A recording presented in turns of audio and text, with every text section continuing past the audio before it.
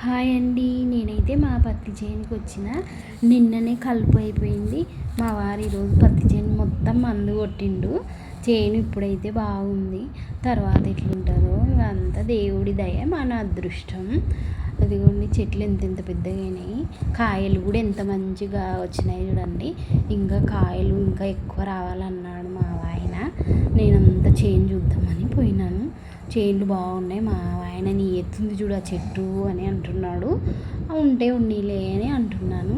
గాలి కాదు అసలు. ఏం వాయిస్ ఏమి వినిపిస్తలేదు.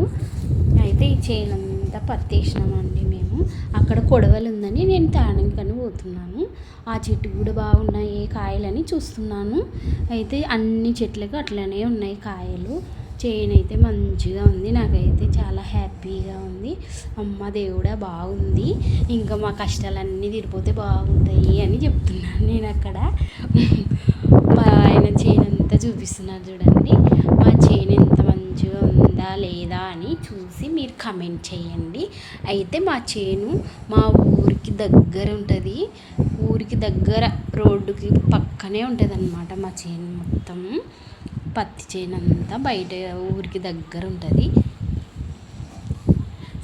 లైక్ చేయండి, షేర్ చేయండి.